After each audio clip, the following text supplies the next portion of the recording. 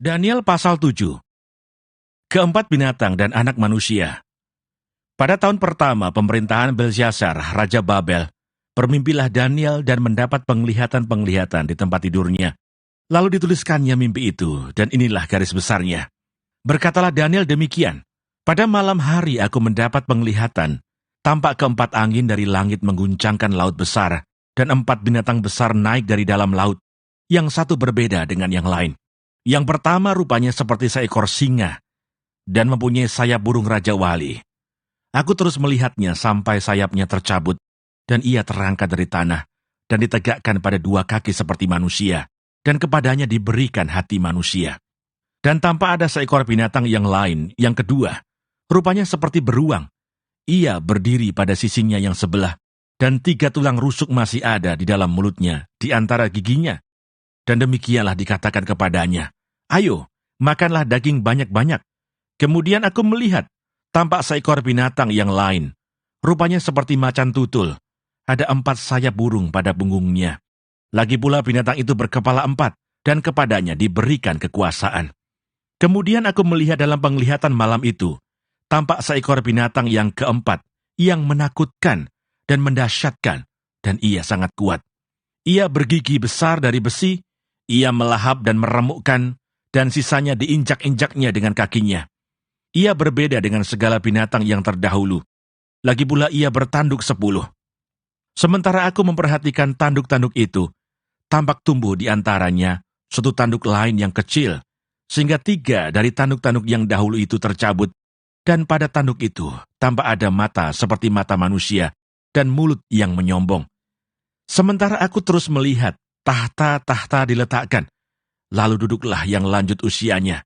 Pakaiannya putih seperti salju, dan rambutnya bersih seperti bulu domba.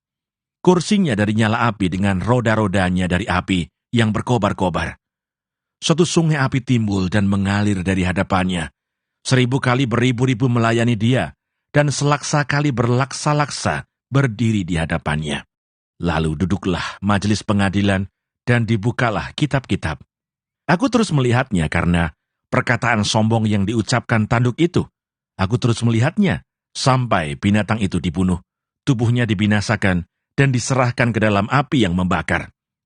Juga kekuasaan binatang-binatang yang lain dicabut, dan jangka hidup mereka ditentukan sampai pada waktu dan saatnya. Aku terus melihat dalam penglihatan malam itu, tampak datang dengan awan-awan dari langit, seorang seperti anak manusia. Datanglah ia kepada yang lanjut usianya itu, dan ia dibawa ke hadapannya. Lalu diberikan kepadanya kekuasaan dan kemuliaan, dan kekuasaan sebagai raja. Maka orang-orang dari segala bangsa, suku bangsa, dan bahasa mengabdi kepadanya. Kekuasaannya ialah kekuasaan yang kekal, yang tidak akan lenyap, dan kerajaannya ialah kerajaan yang tidak akan musnah. Maka aku, Daniel, terharu karena hal itu, dan penglihatan-penglihatan yang kulihat itu menggelisahkan aku. Lalu kudekati salah seorang dari mereka yang berdiri di sana, dan kuminta penjelasan tentang semuanya itu. Maka berkatalah ia kepadaku, dan diberitaukannyalah kepadaku maknanya. Binatang-binatang besar, yang 4 ekor itu ialah 4 raja yang akan muncul dari dalam bumi. Sesudah itu orang-orang kudus milik Yang Maha Tinggi akan menerima pemerintahan, dan mereka akan memegang pemerintahan itu sampai selama-lamanya, bahkan kekal selama-lamanya. Lalu aku ingin mendapat penjelasan tentang binatang yang keempat itu, yang berbeda dengan segala binatang yang lain, yang sangat menakutkan, dengan gigi besinya dan kuku tembaganya, yang melahap dan meremukkan dan menginjak-injak sisanya dengan kakinya, dan tentang ke-10 tanduk yang ada pada kepalanya, dan tentang tanduk yang lain, yakni tanduk yang mempunyai mata, dan yang mempunyai mulut yang menyombong, yang tumbuh sehingga patahlah 3 tanduk, dan yang lebih besar rupanya dari tanduk-tanduk yang lain. Dan aku melihat tanduk itu berperang melawan orang-orang kudus dan mengalahkan mereka. Sampai yang lanjut usianya itu datang, dan keadilan diberikan kepada orang-orang kudus, milik Yang Maha Tinggi, dan waktunya datang orang-orang kudus itu memegang pemerintahan. Maka demikianlah katanya, binatang yang keempat itu ialah kerajaan yang keempat yang akan datang di bumi, yang akan berbeda dengan segala kerajaan, dan akan menelan seluruh bumi, menginjak-injaknya dan meremukkannya. Ke-10 tanduk itu ialah ke-10 raja yang muncul dari kerajaan itu. Sesudah mereka akan muncul seorang raja, dia berbeda dengan raja-raja yang dahulu dan akan merendahkan 3 raja. Ia akan mengucapkan perkataan yang menentang Yang Maha Tinggi dan akan menganiaya orang-orang kudus milik Yang Maha Tinggi. Ia berusaha untuk mengubah waktu dan hukum, dan mereka akan diserahkan ke dalam tangannya selama 1 masa dan 2 masa dan setengah masa.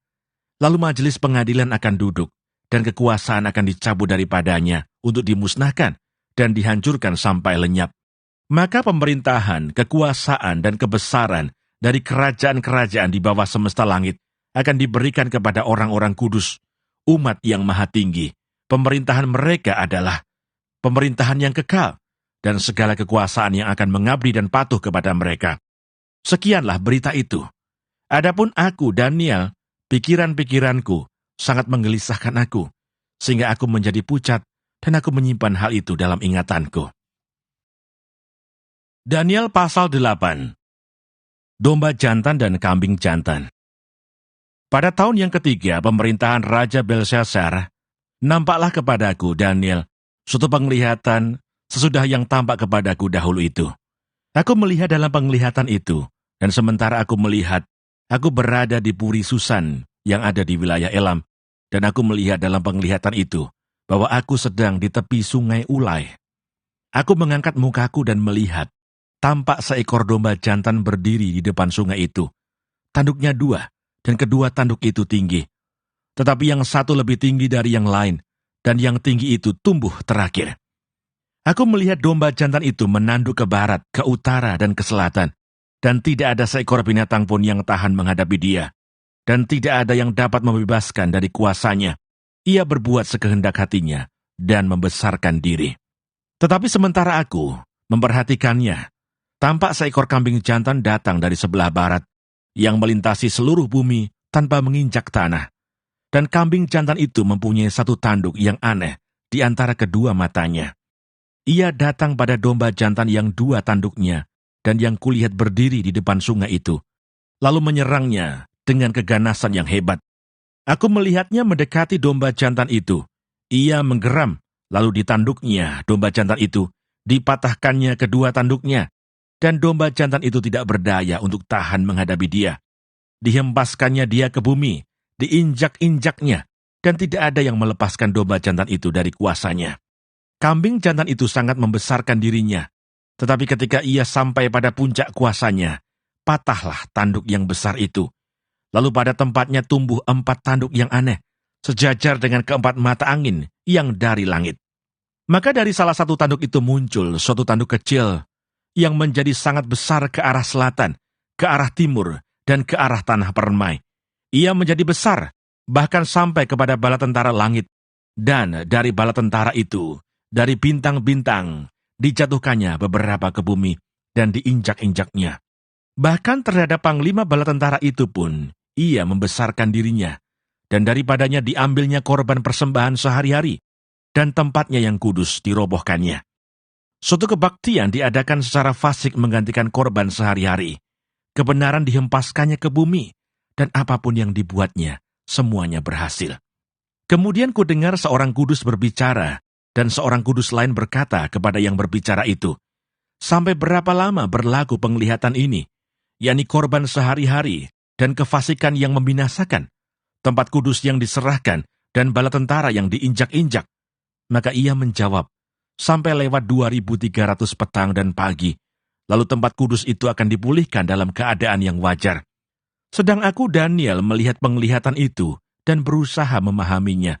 Maka tampaklah seorang berdiri di depanku, yang rupanya seperti seorang laki-laki.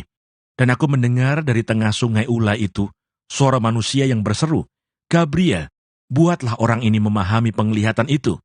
Lalu datanglah ia ke tempat aku berdiri, dan ketika ia datang, terkejutlah aku dan jatuh tertelungkup.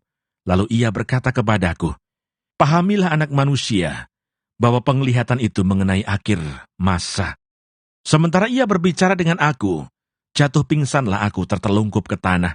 Tetapi ia menyentuh aku dan membuat aku berdiri kembali.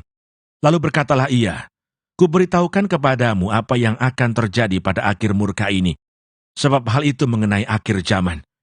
Domba jantan yang kau lihat itu dengan kedua tanduknya ialah raja-raja orang Media dan Persia. Dan kambing jantan yang berbulu kesat itu ialah raja negeri Yunani. Dan tanduk besar yang di antara kedua matanya itu ialah raja yang pertama. Dan bahwa tanduk itu patah dan pada tempatnya itu muncul 4 buah, berarti 4 kerajaan akan muncul dari bangsa itu, tetapi tidak sekuat yang terdahulu.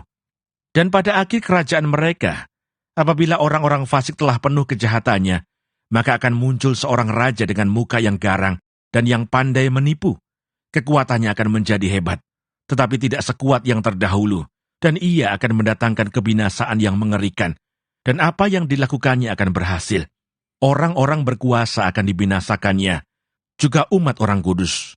Dan oleh karena akalnya, penipuan yang dilakukannya akan berhasil. Ia akan membesarkan dirinya dalam hatinya, dan dengan tak disangka-sangka, banyak orang akan dibinasakannya. Juga ia akan bangkit melawan raja segala raja. Tetapi tanpa perbuatan tangan manusia, ia akan dihancurkan. Adapun penglihatan tentang petang dan pagi itu, apa yang dikatakan tentang itu adalah benar. Tetapi engkau, sembunyikanlah penglihatan itu, sebab hal itu mengenai masa depan yang masih jauh. Maka aku, Daniel, lelah dan jatuh sakit beberapa hari lamanya. Kemudian bangunlah aku, dan melakukan pula urusan raja, dan aku tercengang-cengang tentang penglihatan itu, tetapi tidak memahaminya. Daniel pasal 9. Doa Daniel. Pada tahun pertama pemerintahan Darius, anak Ahasiweros, dari keturunan orang Media, yang telah menjadi raja atas kerajaan orang Kasdim, pada tahun pertama kerajaannya itu, aku, Daniel, memperhatikan dalam kumpulan kitab jumlah tahun yang menurut firman Tuhan kepada Nabi Yeremia akan berlaku atas timbunan puing Yerusalem, yakni 70 tahun. Lalu aku mengarahkan mukaku kepada Tuhan Allah untuk berdoa dan bermohon sambil berpuasa dan mengenakan kain kabung serta abu.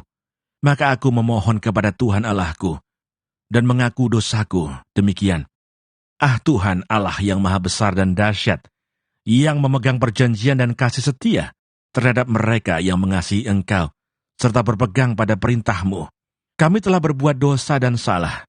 Kami telah berlaku fasik dan telah memberontak. Kami telah menyimpang dari perintah dan peraturan-Mu. Dan kami tidak taat kepada hamba-hamba-Mu, para nabi, yang telah berbicara atas nama-Mu kepada raja-raja kami, kepada pemimpin-pemimpin kami, kepada bapa-bapa kami, dan kepada segenap rakyat negeri.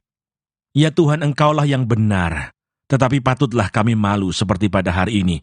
Kami orang-orang Yehuda, penduduk kota Yerusalem, dan segenap orang Israel, mereka yang dekat dan mereka yang jauh, di segala negeri kemana Engkau telah membuang mereka, oleh karena mereka berlaku murtad terhadap Engkau. Ya Tuhan, kami raja-raja kami, pemimpin-pemimpin kami, dan bapa-bapa kami patutlah malu, sebab kami telah berbuat dosa terhadap Engkau.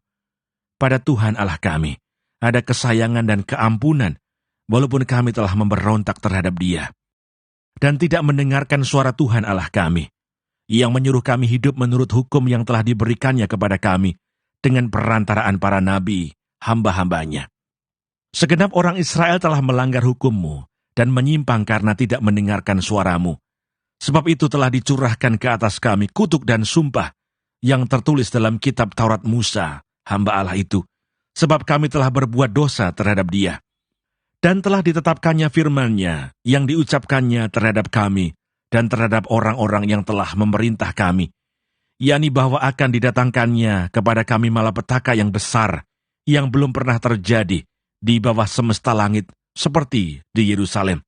Seperti yang tertulis dalam kitab Taurat Musa, segala malapetaka ini telah menimpa kami, dan kami tidak memohon belas kasihan Tuhan, Allah kami, dengan berbalik dari segala kesalahan kami, dan memperhatikan kebenaran yang daripada-Mu. Sebab itu Tuhan bersiap dengan malapetaka itu, dan mendatangkannya kepada kami. Karena Tuhan Allah kami adalah adil dalam segala perbuatan yang dilakukannya, tetapi kami tidak mendengarkan suaranya. Oleh sebab itu ya Tuhan Allah kami, yang telah membawa umat-Mu keluar dari tanah Mesir dengan tangan yang kuat, yang memasyurkan nama-Mu, seperti pada hari ini, kami telah berbuat dosa, kami telah berlaku fasik. Ya Tuhan, sesuai dengan belas kasihan-Mu, biarlah kiranya murka dan amarahmu berlalu dari Yerusalem, kotamu, gunungmu yang kudus, sebab oleh karena dosa kami dan oleh karena kesalahan nenek moyang kami, maka Yerusalem dan umatmu telah menjadi celah bagi semua orang yang ada di sekeliling kami. Oleh sebab itu dengarkanlah ya Allah kami, doa hamba-Mu ini, dan permohonannya, dan sinarilah tempat kudus-Mu yang telah musnah ini dengan wajah-Mu, demi Tuhan sendiri. Ya Allahku, arahkanlah telingamu dan dengarlah. Bukalah matamu dan lihatlah kebinasaan kami dan kota yang disebut dengan nama-Mu. Sebab kami menyampaikan doa permohonan kami ke hadapan-Mu, bukan berdasarkan jasa-jasa kami, tetapi berdasarkan kasih sayang-Mu yang berlimpah-limpah. Ya Tuhan dengarlah, ya Tuhan ampunilah, ya Tuhan perhatikanlah, dan bertindaklah dengan tidak bertangguh. Oleh karena Engkau sendiri Allahku, sebab kotamu dan umatmu disebut dengan nama-Mu. 70 kali 7 masa. Sementara aku berbicara dan berdoa dan mengaku dosaku, dan dosa bangsaku bangsa Israel, dan menyampaikan ke hadapan Tuhan Allahku, permohonanku bagi gunung kudus Allahku. Sementara aku berbicara dalam doa, terbanglah dengan cepat ke arahku Gabriel, dia yang telah kulihat dalam penglihatan yang dahulu itu, pada waktu persembahan kurban petang hari. Lalu ia mengajari aku dan berbicara dengan aku. Daniel, sekarang aku datang untuk memberi akal budi kepadamu untuk mengerti. Ketika engkau mulai menyampaikan permohonan keluarlah suatu firman, maka aku datang untuk memberitahukannya kepadamu, sebab engkau sangat dikasihi. Jadi camkanlah firman itu dan perhatikanlah penglihatan itu. 70 kali 7 masa telah ditetapkan atas bangsamu dan atas kotamu yang kudus, untuk melenyapkan kefasikan, untuk mengakhiri dosa, untuk menghapuskan kesalahan, untuk mendatangkan keadilan yang kekal, untuk menggenapkan penglihatan dan nabi, dan untuk mengurapi yang maha kudus. Maka ketahuilah dan pahamilah, dari saat firman itu keluar, yakni bahwa Yerusalem akan dipulihkan dan dibangun kembali sampai pada kedatangan seorang yang diurapi, seorang raja. Ada 7 kali 7 masa dan 62 kali 7 masa, lamanya kota itu akan dibangun kembali, dengan tanah lapang dan paritnya, tetapi di tengah-tengah kesulitan. Sesudah ke-62 kali 7 masa itu akan disingkirkan seorang yang telah diurapi, padahal tidak ada salahnya apa-apa. Maka datanglah rakyat seorang raja memusnahkan kota dan tempat kudus itu, tetapi raja itu akan menemui ajalnya dalam air bah, dan sampai pada akhir zaman akan ada peperangan dan pemusnahan seperti yang telah ditetapkan. Raja itu akan membuat perjanjian itu menjadi berat bagi banyak orang selama 1 kali 7 masa. Pada pertengahan 7 masa itu, ia akan menghentikan korban sembelihan dan korban santapan, dan di atas sayap kekejian akan datang yang membinasakan, sampai pemusnahan yang telah ditetapkan menimpa yang membinasakan itu.